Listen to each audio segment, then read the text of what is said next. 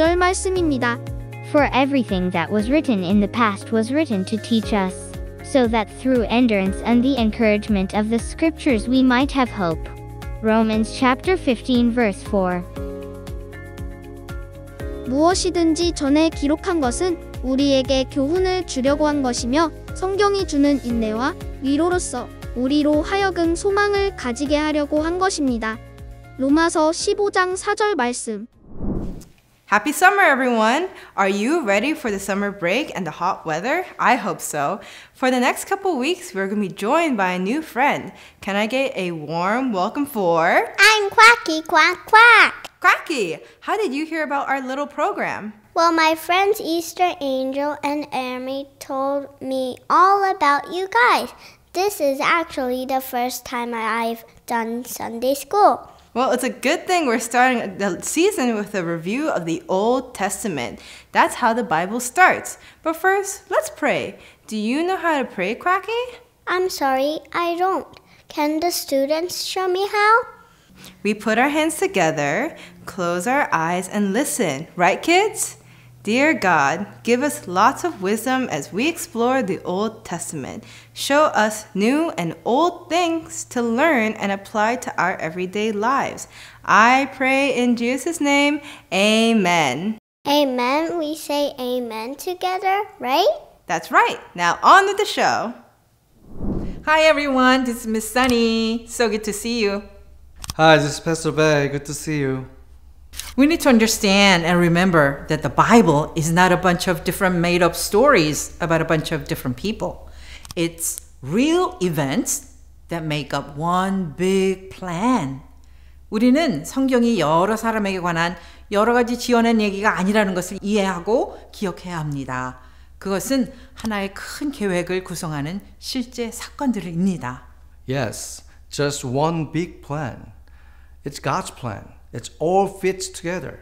God's plan from the beginning was to send Jesus as our Savior so that we could be forgiven and no longer separated from God by our sin. 맞아요. 하나님의 큰 계획을 보여줍니다. 하나님은 처음부터 계획하셨기 때문에 나중에 결국 모든 것이 다 잘 맞아떨어져요. 하나님의 계획은 처음부터 예수님을 우리의 구주로 보내주셔서 우리가 용서받고 죄로 인해서 하나님으로부터 분리됐던 것에서 다시 하나님과 하나 될 수 있도록 하는 것이었습니다. The people and events in the Old Testament that we learn about, like Adam and Eve, Noah, Abraham, Moses, Joshua, David, and Jonah, all help us to understand Jesus and why he came from heaven to earth to die and conquer death. 우리가 배우는 구약 성경의 사람들과 사건들, 아담과 하와, 노아, 아브라함, 모세, 여호수아, 다윗, 또 요나 등 모두 예수님과 그분이 왜 하늘에서 이 땅에 오셔서 죽고 또 죽음을 정복하셨는지를 이해하는 데 도움을 줍니다. So the people were actually learning what Jesus was going to be like thousands of years before he actually came. 그래서 사람들은 사실 예수님이 실제로 오시기 수천 년 전에 예수님이 어떤 분이실지를 배우고 있었던 거예요. We also learn more about Jesus by reading the prophecies in the Old Testament. In the Old Testament, God spoke to his people through prophets. Prophets were followers of God who were given a special message to tell God's people about something that would happen in the future. 우리는 또한 구약 성경에 나오는 예언을 읽음으로써 예수님에 대해 더 많이 배울 수 있어요. 구약 성경에서 하나님은 예언자들을 통해 자신의 백성에게 말씀하셨습니다. 예언자들은 하나님을 따르는 사람들이고 미래에 일어날 일들에 대해 하나님의 백성들에게 전할 특별한 하나님의 메시지를 받은 사람들이었어요. These special messages are called prophecies. And there are many prophecies in Old Testament about Jesus.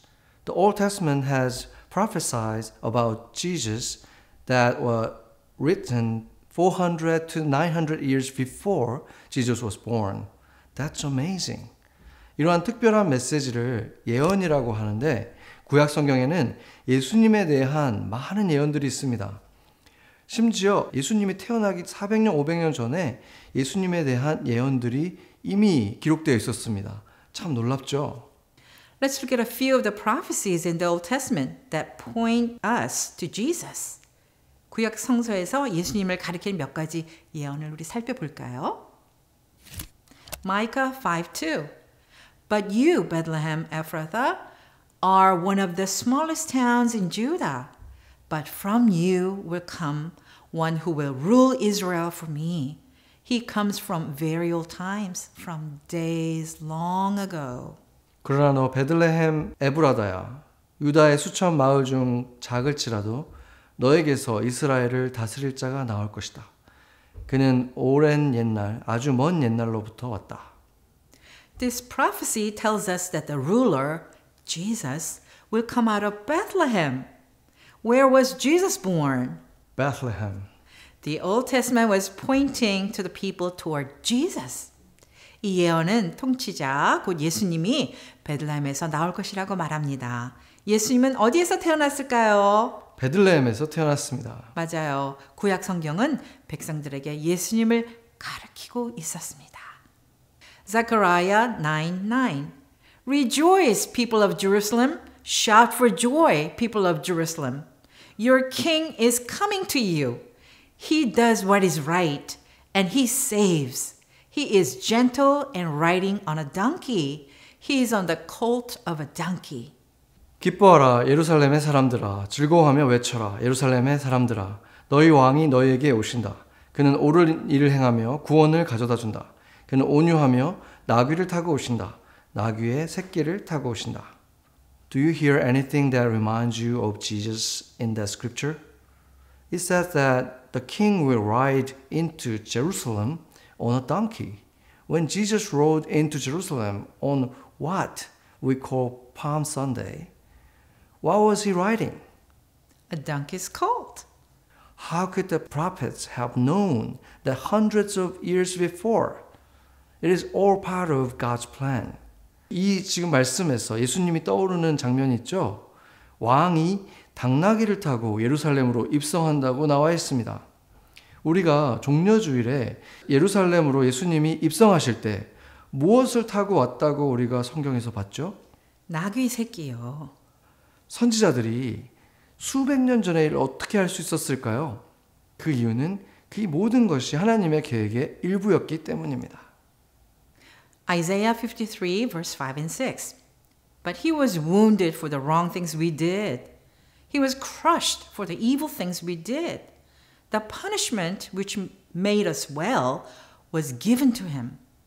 And we are healed because of his wounds. We all have wandered away like sheep. Each of us has gone his own way. But the Lord has put on him the punishment for all the evil we have done. 그러나 그가 찔린 것은 우리의 허물 때문이고 그가 상처를 받은 것은 우리의 악함 때문이다. 그가 징계를 받음으로써 우리가 평화를 누리고 그가 매를 맞음으로써 우리의 병이 나았다. 우리는 모두 양처럼 길을 잃고 각기 제 갈 길로 흩어졌으나 주님께서 우리 모두의 죄악을 그에게 지우셨다. Who does it sound like this is talking about? Who was pierced? Whose wounds heal us? Jesus. This passage in Isaiah describes Jesus' death. Isaiah was there seeing it happen, but this was written hundreds of years before Jesus was born. 이것이 누구를 말하는 것 같나요? 누가 찔림을 당하셨나요? 누구의 상처가 우리를 치유하시나요? 예수님이죠. 맞아요. 이사서의 이 구절은 이사야가 마치 그 장면을 직접 보고 묘사한 것처럼 예수님의 죽음을 설명합니다. 하지만 이 글은 예수님이 태어나기 수백 년 전에 이미 쓰여져 있었습니다. The Old Testament was getting people ready, so they would recognize Jesus when he came. 구약 성경은 사람들이 예수님이 오셨을 때 알아볼 수 있도록 준비시키고 있었던 것입니다. In addition to prophecies about Jesus, there are many events in the Old Testament that point to Jesus. Let's look at a few together. 예수님에 대한 예언 외에도 구약 성서에서는 예수님을 가리키는 많은 사건들이 있어요. 몇 가지를 우리 함께 살펴볼까요? Adam and Eve, even though God gave Adam and Eve a perfect place to live, they did the one thing that God told them they could not do: eat from the tree of the knowledge of good and evil, thinking it would make them like God. After they sinned, they were ashamed and tried to hide from God. God sacrificed an animal to make clothing for them. 아담과 이브를 생각해 보세요.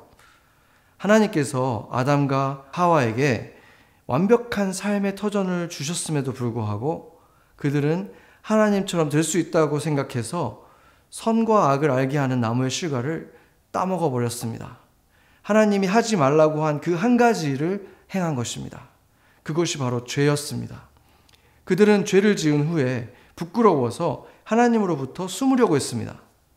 그리고 하나님은 그들을 위해서 동물을 희생해서 그 동물의 가죽으로 그들을 덮어주는 옷을 만들어 주셨습니다.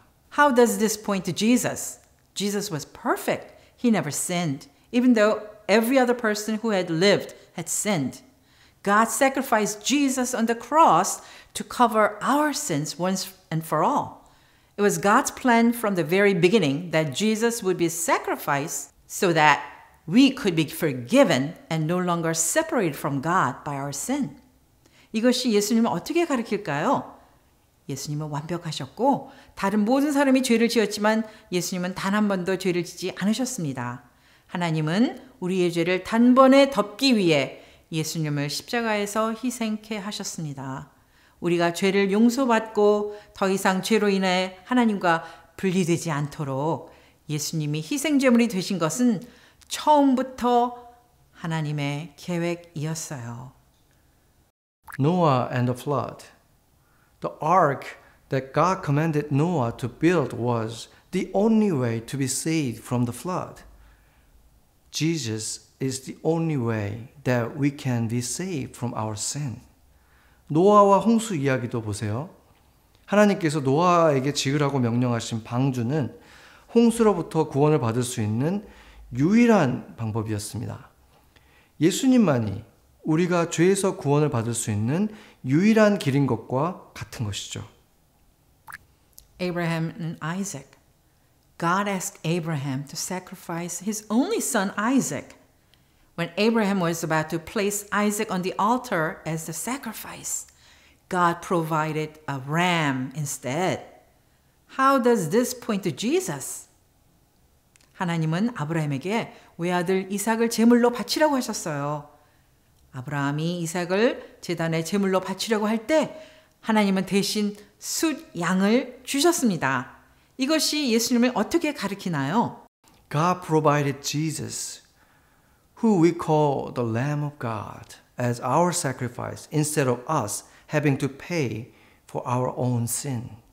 하나님께서는 우리가 우리 자신의 죄값을 치르는 대신 하나님의 어린 양이라고 불리우시는 예수님을 우리 대신 희생 제물로 제공하셨습니다. Moses and the plagues. When Moses told Pharaoh to let the Israelites go, God sent 10 plagues. The last plague was that the oldest son of every Egyptian family would die. The Israelites were protected from this plague of death by putting the blood of a lamb over the door. 모세가 페로에게 이스라엘 백성을 보내달라고 말하자 하나님은 10가지 재앙을 보내셨어요.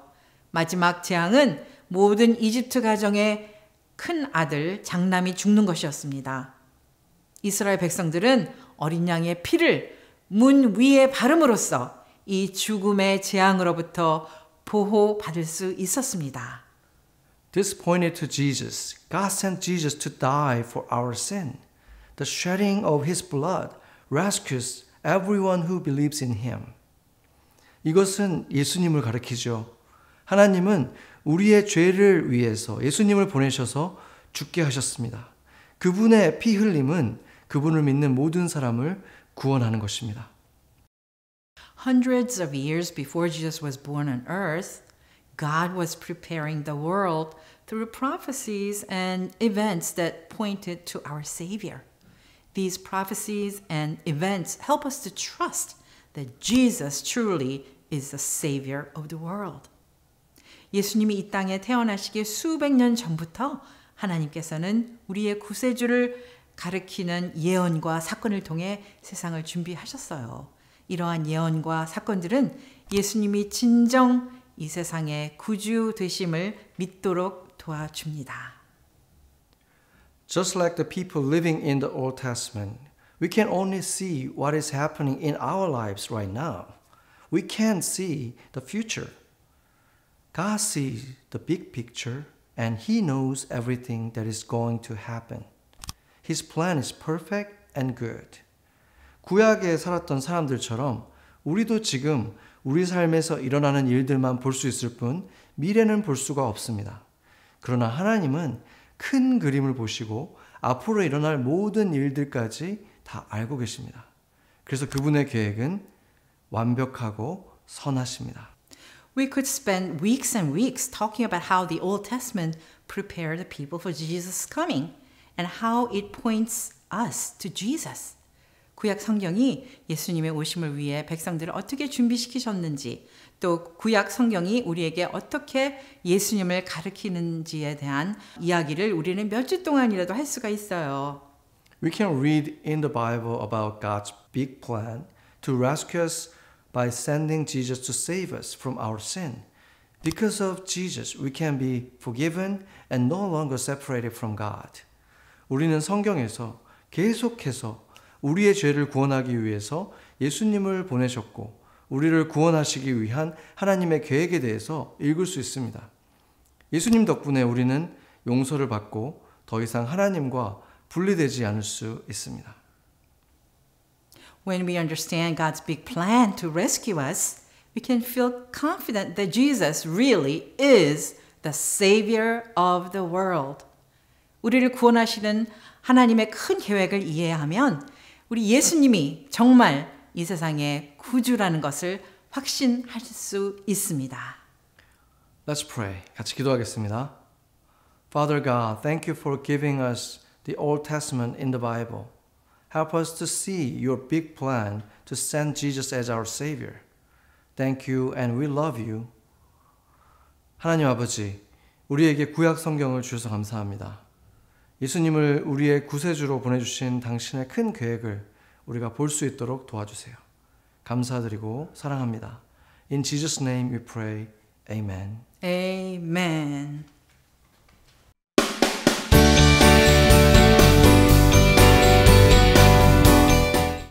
오늘은 과거를 한번 회상해 보겠습니다. 필요한 준비물은 큰 그릇, 놀이용 모래, 붓, 장난감과 작은 물건들입니다. 그릇 안으로 놀이용 모래를 부어주세요. 장난감과 작은 물건들을 모래 안에 넣어주세요. 모래로 이 물건들을 덮어주세요. 학급 모두가 함께 모든 물건들이 완전히 묻히도록 그릇을 흔들어 주세요. 모든 학생들에게 붓을 나누어 주세요. 그 붓을 가지고 보물들을 찾기 위해 모래를 천천히 걷어주세요. 과거는 현재 일어나는 여러 가지 일들로 인해 자주 묻힙니다. 고고학자처럼 과거의 보물들을 찾아봅시다. Wow, all the stories in the Bible seem so exciting and grand. I can't wait to learn about it all, but I'm a little overwhelmed. How am I going to learn it all? Well, you don't need to read and understand the Bible all at once. All Christians go to church every week for their entire lives. Hopefully, they learn something new every time. That's why every week our students join us. So if I keep coming back week after week, I'll get to learn and grow. That's the plan. Then you'll keep seeing me, and I hope we'll see you all next week too. Let's learn together. Thanks for welcoming me. I may not know everything you do, but I am ready to learn. And thanks for coming. Don't forget to thank your teachers before you leave and tidy up the classroom too. Goodbye.